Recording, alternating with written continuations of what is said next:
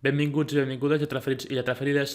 Avui toca parlar d'etimologia, avui toca parlar dels clàssics, avui toca parlar en definitiva del món grec. El grec antic ha tingut una gran influència a les llengües romàniques i per tant, més o menys un 30% del nostre lèxic habitual és d'origen grec. En conseqüència, estudiar grec i per extensió estudiar llatí és molt útil si després vols dedicar-te al món de les lletres, perquè molta etimologia té l'origen en aquestes llengües. Per exemple, Leo Tolstoi va dir: "M'he convençut que tot el que és veritablement simple i vell que ha produït el llenguatge humà, jo no coneixia res abans d'aprendre grec.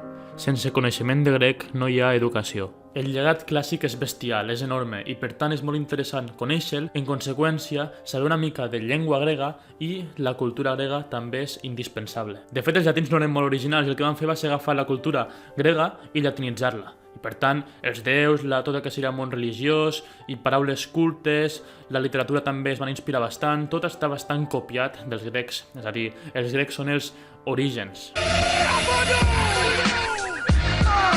Doncs res, abans de continuar amb el vídeo i d'ensenyar-vos les 10 paraules catalanes amb etimologia grega, us volia recordar que si us subscriu al canal aquí baix, si em regaleu un m'agrada i si compartiu aquest vídeo amb els vostres amics m'ajudareu moltíssim a continuar escampant el català en aquesta plataforma. I bé, amb el permís d'Homer comencem amb la primera paraula, que és abúlia, que està formada pel prefix a, que indica negació, i per vouele, que significa voluntat.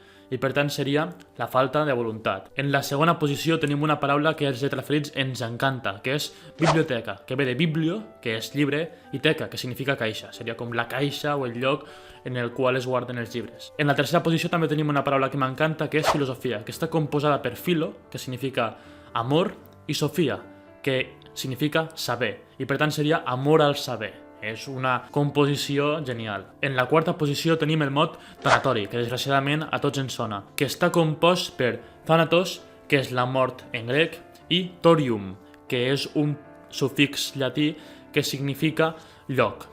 I en conseqüència és una paraula híbrida, aquesta no és 100% grega. En la posició número 5 tenim la paraula teologia, que està composta per dos parts. Primer tenim teo, que significaria Déu, i logia, que significa estudi. I per tant aquesta paraula vol dir estudi de Déu. Teologia és la ciència que estudia tot el que està relacionat amb el món dels déus. En la posició número 6 tenim utopia, que està composta per dues parts. Per una banda tindríem que significa no, i per l'altra tindríem topia, que significa lloc, topos. No? Per exemple, hi ha la paraula topònim. I en conseqüència, utopia significa lloc que no existeix. Quan parlem d'utopia, parlem d'un lloc que no és real. Un estudiante se levantó y preguntó ¿para qué sirve la utopía?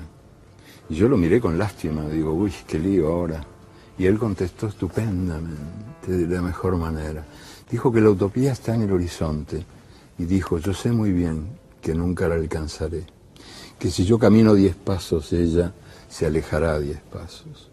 Cuanto más la busque, menos la encontraré, porque ella se va alejando a medida que yo me acerco. Buena pregunta, ¿no? ¿Para qué sirve? Pues la utopía sirve para eso, para caminar. En el lloc número 7 tenim la paraula demagogia, que està composta per demos, que és poble, i ago, que significa conduir. Per tant, seria conduir al poble. I moltes vegades, actualment, aquest significat vol dir ensarronar el poble. No és tant conduir-lo, sinó que és més enganyar-lo. Un polític demagog és aquell que promet moltes coses, que diu populismes i que després realment tot és mentida. Encara que en essència tota la política és demagogia, perquè busca conduir la població. Però bé, el significat ha canviat com passa sempre amb el pas dels anys. En la posició número 8 tenim un mot que m'encanta el seu significat, m'encisa, que és entusiasme. Aquesta paraula està formada per en, que significa a dins, i teos, que significa Déu. Per tant, vol dir que tens a Déu a dins, que estàs posseït per Déu. I en conseqüència és una paraula que es reflecteix molt bé el seu significat en la seva etimologia. Quan un està entusiasmat es sent tan poderós, es sent tan bé, es sent tan capaç de fer-ho tot que sembla que tingui els déus al seu interior. En la posició número 9 he decidit posar una paraula molt adient en un canal de llengua i literatura, que és ortografia, la qual està composta per ortos, que significa correctament, i grafia, que significa escriure. I, per tant, seria escriure correctament. I finalment hem arribat a la paraula número 10, que és eufemisme, que està composta per eu, que significa ben, i femi, que significa dit. Per tant, seria ben dit. Un eufemisme és una paraula que s'utilitza en comptes de dir un concepte que seria desagradable. Per exemple, en el tema de l'amor o en el tema del sexe, que culturalment són temes tabús, doncs en comptes de dir que una persona mor es diu que ja descansa, que ha traspassat, etc etc. I res, si veig que us agrada el vídeo, faré més vídeos en un futur relacionats amb el món de l'etimologia, ja sigui del llatí, ja sigui de paraules àrabs, és a dir, és un món fantàstic, a mi em sembla molt interessant. I res, aquí s'acaba el vídeo, espero que hàgiu quedat entusiasmats i que no sigueu abúlics a l'hora de compartir-lo, de subscriure-us al canal i de regalar-me un m'agrada. Així que espero que estigueu molt, però que molt bé.